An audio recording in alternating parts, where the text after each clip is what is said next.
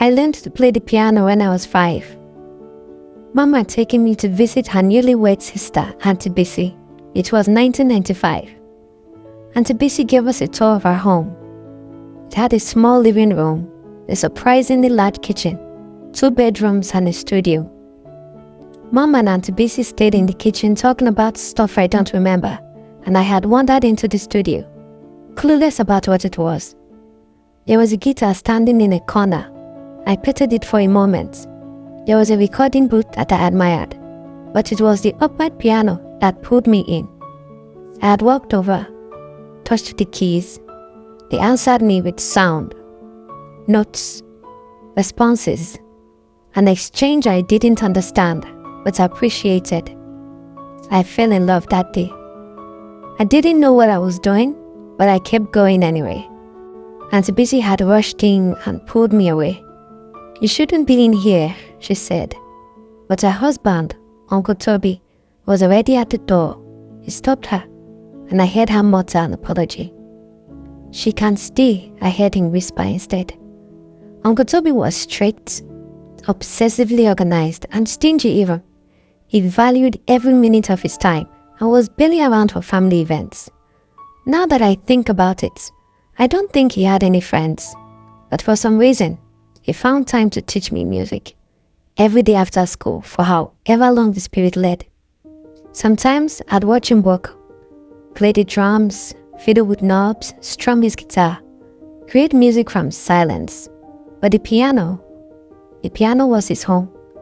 His hands would float over the keys like the feet of figure skaters, precise and smooth, caressing each stroke delicately. That was how I learned his language, not through words. We barely spoke about anything outside of music, not about my school or siblings or life even. That was the only time I was able to understand him. When I was 12, we were moving away from Festac to Ayutthaya. The moving truck had just pulled away when he walked over, cradling an electric keyboard in his arms. No box or wrapping paper. I was stunned. I had been sad about not being able to play anymore. I remember him saying, "Don't play too much. Focus on school, because that's the most important thing." That was when I knew he cared about me. He hugged me, waved, and watched us drove off. That was the last time I saw my uncle. A year later, a cement truck had crashed into a market, brake failure, dozens dead, even more hurt. We had seen it in the news. Everyone at school talked about it. 2 days later, Uncle Friday came to our house early, too early. Mom had cried when he told her. Dad had placed his glasses on the table and buried his face in his hands. I couldn't look at my keyboard after that without crying. I packed it away and Dad helped me keep it out of reach on top of my wardrobe. As the years went by, I had dreams of playing. I dreamt of the studio, of Uncle Toby, just how it used to be back then. I'd be sitting on a chair in the studio, hugging my knees, watching his fingers paint stories in sound, dancing over the black and white, like butterflies over flowers. In my dreams, I didn't just watch. I listened. I felt. There was always a story in there about love, longing, peace and life. A story that ached to be heard. In my dreams, he held the same posture as he did back then when he played. Eyes barely open, shoulders straight, head gently nodding to the tune, slightly tilted to his right side. In my dream, he never finished playing before I woke up. Back then, he would always turn to me after playing, and he'd say, "What do you think?" Or sometimes, "Your turn." In my 3rd year at university, Julia, a close friend of mine, had invited me to her father's retirement party. It was to take place a week after exams, so I figured I'd make the trip with her to Efron in Delta, spend the weekend before returning to Lagos for the break. When I told my mom, I remember her saying, "Your Auntie Bessie lives in Efron. You should probably visit her while you're there." She then sent her number. I stared at it for a while, never called. What would we talk about? We had talked several times over the years, And after the death of Uncle Toby, she had moved to the Delta to stay with his family for some time before she was able to get back on her feet. I remember her telling me on one of such conversations about being finally able to let go of some things from Uncle Toby's studio.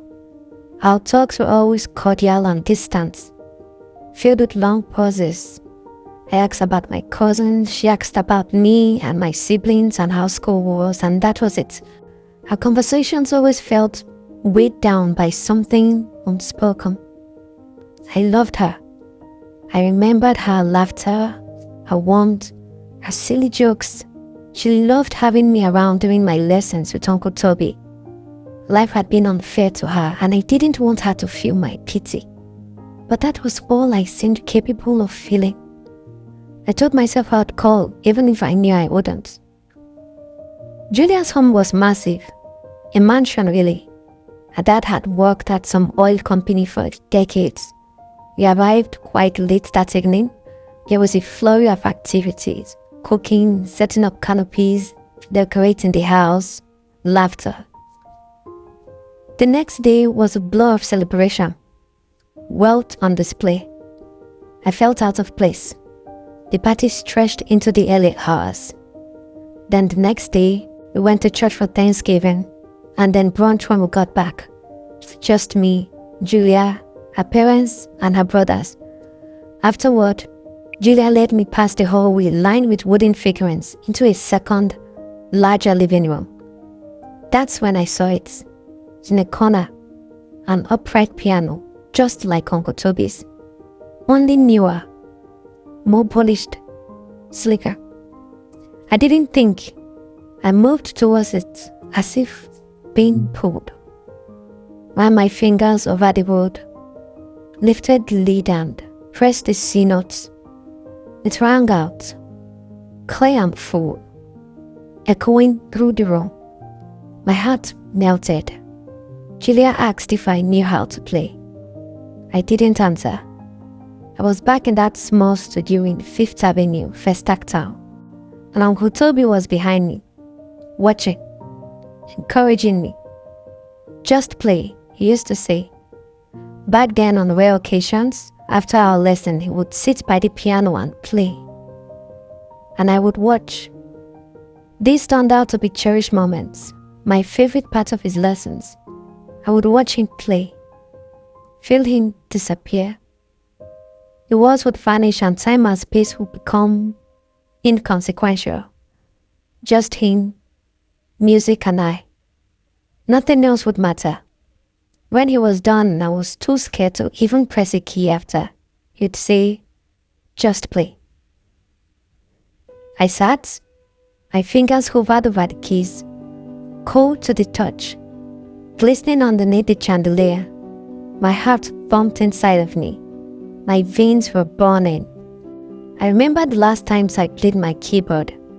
I would play late into quiet nights and Mom would come in to scold me. "Put that thing away so your sister can sleep, so we can all sleep. Don't you know you have school tomorrow?" Just play. I pressed an F note and let a chord form. The tune rang around the room, electrifying and soothing at the same time. I let myself go, like an overdue exhale. I thought about the first time I ever played, how my tiny hands explored the infinite world of music, how the keys never resisted but allowed me to lick them. Rules be damned. I remembered my first lesson, how bored I felt, overwhelmed. He talked about music and notes and keys. I remember listening to classical music with him for hours and hours. I remember he made me pick something to learn on my own, and I had picked canon in D. He had raised an eyebrow, and I know he only nodded so he wouldn't discourage me.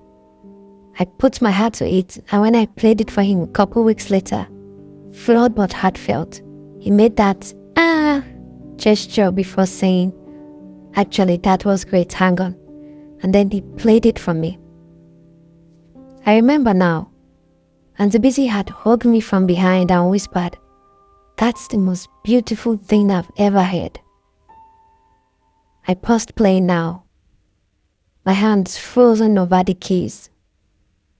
I remember she had always been there, standing by the door, watching, encouraging, loving, spoiling me with snacks and sweets during every lesson.